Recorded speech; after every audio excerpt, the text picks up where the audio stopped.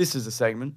Oh, sorry. This is the segment where we talk about things that we've been watching, reading, or listening, or doing, and I'm assuming you're going to talk about the bear. I'm going to talk about the bear. You're so transparent. I've got a couple of things to talk about, but I'll definitely talk about the bear. Let's do the bear. Well, I mean, just to be clear, though, Rob Collins, who edits this podcast, I know him. He did put a message in the group chat, and he said, don't spoil the bear, because he is looking forward to watching the bear, and he probably wasn't going to have a chance to watch it all. Because they dropped them all. By the time this episode comes out. He simply couldn't bear it. He simply couldn't bear it, but I think we would be remiss in not talking about it. At the end of the second season of The Bear, obviously, all the friends and family, they all get together and they help Kami, achieve his dream of putting together the restaurant The Bear. And getting the bear out of the kitchen. Well, I was going to say, in the finale of season 2 of The Bear gets out of the kitchen and kills everybody, if you recall. Yeah. They don't even get it out. It just kind of wanders out. Yeah, in a display of what and they think they've won. Yeah, I would just call it a display of shocking violence.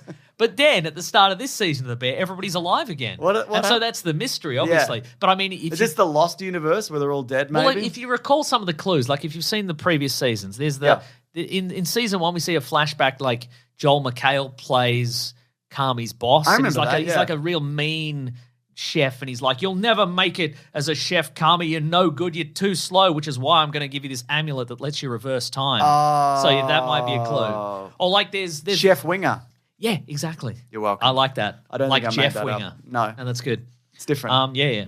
Or like that time Marcus goes to Copenhagen and he meets Will Poulter's character. Yeah, I remember and he shows him how to, and he's like, well, the secret to, what we're doing here, you got to... You got to leave out the pastry for a little extra time, which is why I'm going to give you this amulet that lets you reverse time. Wait, so they all have reverse time amulets, do you think? Now that I think about it, most of the characters' backstories are about they all got given a reverse time amulet. Do you remember when Cousin goes to work at that other restaurant? And he's got to shine the forks, and he's like, what's going on here? And he meets Olivia Colman's character, who's like, well, it's actually about the joy of service and helping people, and you give them a beautiful experience that they'll never forget kind of thing, and you want them to give them a moment that'll last forever for them, but which is why I'm going to give you this amulet that lets you reverse time. Now, I don't remember. Sydney, the character of Sydney as well. I think her dad just has one. Yeah. Is that right? That's exactly right. He just hands it to her. Yeah. She's like, do you have a phone charger? And he's like, no, but I have this amulet that's your reverse time. And she's like, that'll do.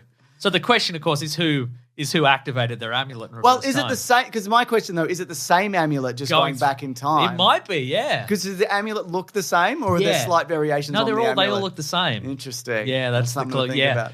Do you think it's possible that the characters of the Bear, they're all operating in parallel timelines? Because you never actually see any of them interact. You know what I mean? Okay. You never see them talk Yeah. You never see two of the amulets combined. Like no, you that's put them true, together and they do a super time travel. Yeah, exactly. Yeah, God. Yeah. Anyway, did you like it? I did like it. Because a lot of people are saying that this season of The Bear, they said it's not as good. A lot of people and it treads water. A lot of people like are saying, a bear. Well, a lot of people are saying the new season of The Bear we're doing a funny bit, actually. There's no time travel elements.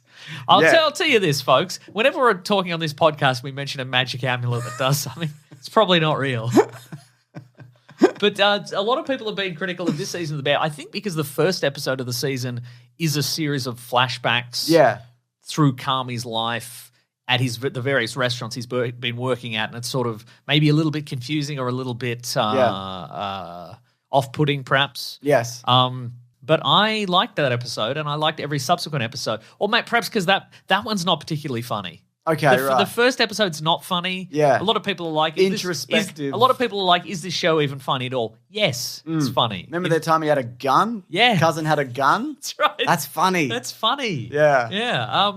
But I think it is... Also, not every episode is funny. I agree, yeah. But I think there's some great interactions. Later, we get a lot of...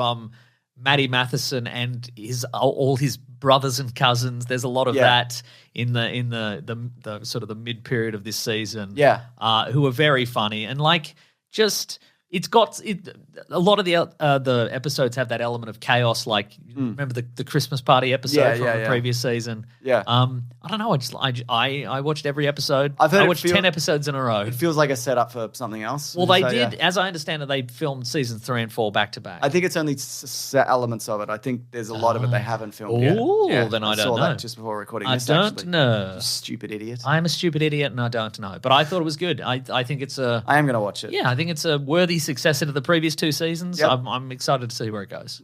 A worthy bestseller. You heard it here first. That's exactly right. Well, I got a comic, Mason, but I didn't just get any comic. Oh. Claire was recently... Did you get Action Comics #1? I wish, because I'd burn it, because that's funny to me. I'm chaotic. Yeah, yeah, That's what yeah. people like me. Yeah, yeah. 'Cause I'm not normal. I'm twisted. Not like you. Yeah. I learned from you. That's But I'm not right. like you. That's right. So Claire was in the UK and she visited a comic store called Mega City Comics Comics. in it? Yeah, Comics in it, bruv. Mega City Comics. Comics and mushy peas, it's called.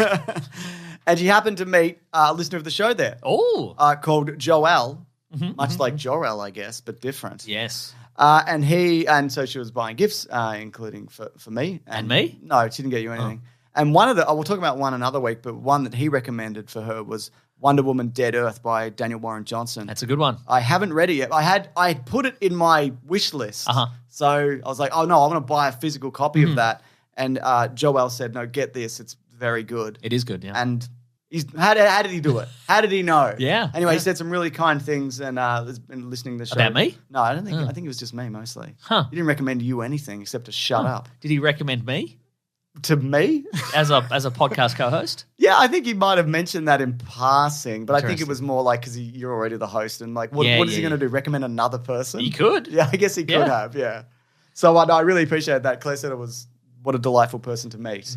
And so yeah, it's always surprising when people have heard this, even though I know people do listen. I know that. We don't know for sure, though. It might be bots. Yeah, it might be You know? bots. Yeah. We're on some sort of bot podcast downloading list for some reason, for somebody else's tax evasion purposes. Yeah. You know? I like that. Yeah, me too. Yeah. Yeah.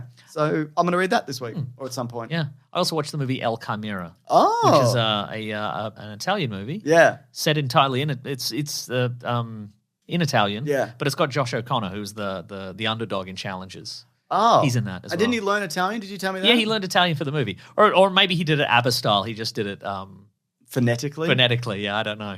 Okay, cool. But, and it's sort of about, it's set in the 80s and it's sort of about a group of Italian kind of relic hunters. Okay. And they're you know, just their assorted trials and tribulations. Is it fun? I think it's fun, yeah. Is it Italian? It's very Italian. All right, okay, I like that. All right, I will also check that out. Have you watched or read anything else? No. No. Cool. Oh, we're starting the Wolverine trilogy this week for that's Caravan right. of Garbage. We're doing Wolverine Origins, X-Men Origins. And then That's right. We're watching all of those again. Oh, my God. I mean, Oh we my obviously God. already recorded the first one, and it's exactly what you remember it being. I thought it was a little better than I remember it being. You're if just I'm thinking honest. about that opening scene where they run through World War II. Yeah, That's all you're thinking about. Hell yeah. Yeah. Anyway, Hell that's yeah. this week. Mm-hmm. Should we move it along? Let's move it along to letters. Let's do it. The classic one was letters, oh letters, we love you. Some letters, Stretching. they're only a day away. You know they're here right now. We're gonna do letters. You were stretching, I was doing Gangnam Style. You were. And that's the difference between you and me. It's true. You know?